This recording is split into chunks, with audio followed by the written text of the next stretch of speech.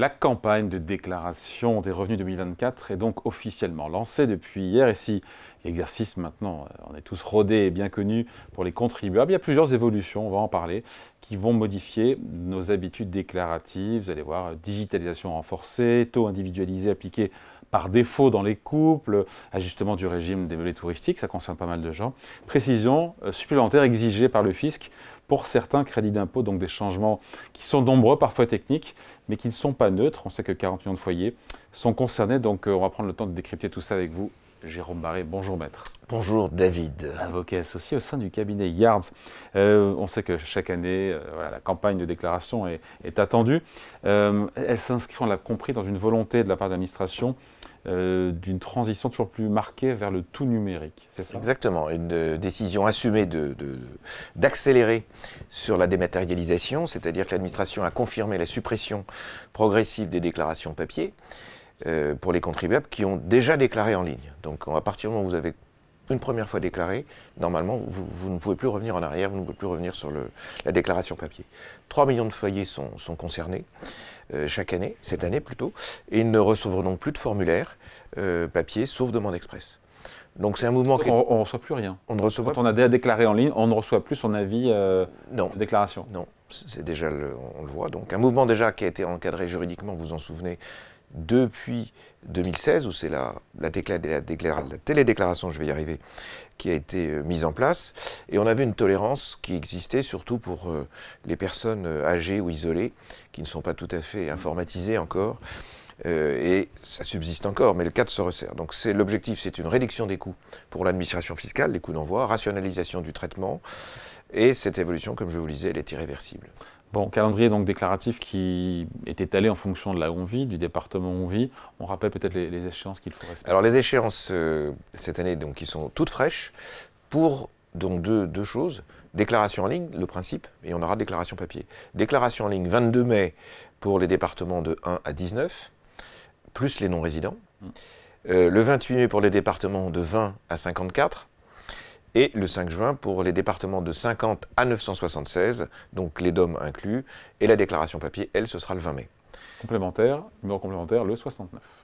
C'est exactement ça, sauf que là, vous ne gagnez pas, c'est vous qui payez. Oui.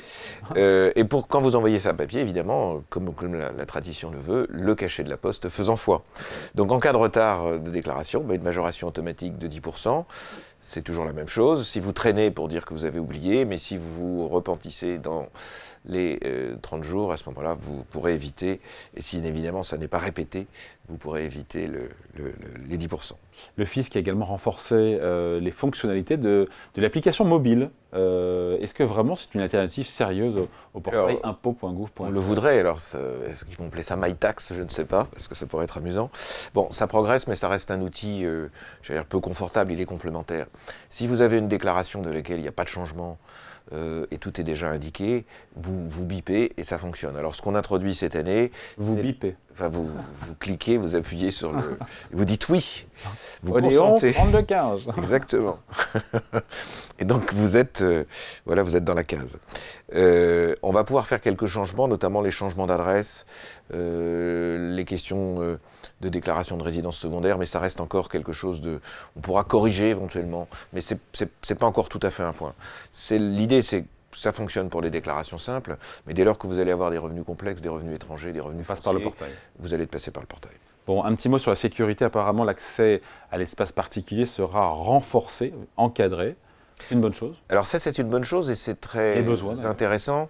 Alors, là encore, ça va concerner surtout les personnes âgées ou les personnes isolées qui sont moins bonnes en informatique, si je puis dire. Mais justement, c'est là où ça va poser le plus de problèmes, probablement. Parce que ce qu'on va vous demander, c'est d'avoir une sécurité renforcée avec, quand vous accédez à vos codes, à votre espace personnel, on va vous envoyer un code immédiat et momentané, enfin, précaire, si je puis dire. Donc, c'est relativement logique, vous rentrez sur votre espace et vous recevez un code supplémentaire que vous allez réintroduire pour pouvoir définitivement rentrer sur cet espace. Là où ça va poser des problèmes, c'est pour les conseils, parce que quand vous avez des centaines de déclarations à établir et que vous intervenez plusieurs fois parce que vous avez des modifications, oui, ça va être un travail assez complexe. Donc c'est intéressant, l'idée c'est de pouvoir renforcer la sécurité, mais ça veut dire également qu'il faut que vous ayez une adresse habituelle. Si jamais vous changez d'adresse, il va falloir refaire toute la procédure.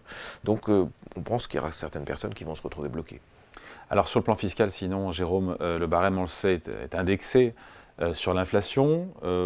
Les effets concrets de cette mesure, c'est qu'on augmente tout simplement de 1,8% qui serait le taux de l'inflation. On peut penser que l'inflation est supérieure. Donc finalement, si vous avez une hausse salariale ou un bonus, ça vous évite dans une certaine mesure de tomber automatiquement dans une hausse de l'impôt. En pratique, ça va jouer pour les barèmes parce que en dessous de 11 497, vous n'êtes pas imposable. Donc on va élargir la tranche qui va suivre. On ne change pas les taux. Les taux, c'est toujours 11, 30, 41 et 45. En revanche, on va élargir la planche de sorte que vous ne tombez pas tout de suite quand vous êtes à 11.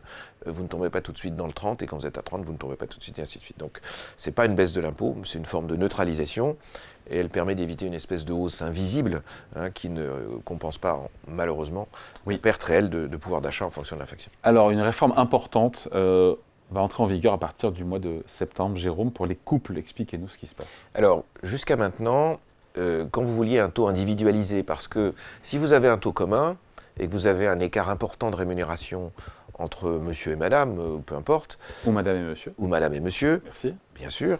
Mais madame et monsieur, c'est conjonctif. Donc. Oui. Et donc, dans ces cas-là, évidemment, celui qui a le moindre rémunération mensuelle va avoir un taux plus élevé. Et donc ça, c'est pas acceptable. Et ça a causé beaucoup de soucis. Et souvent, celui qui avait la plus grosse rémunération prenait à sa charge l'impôt au profit de l'autre. Donc, maintenant, vous aviez la possibilité de demander un taux individualisé.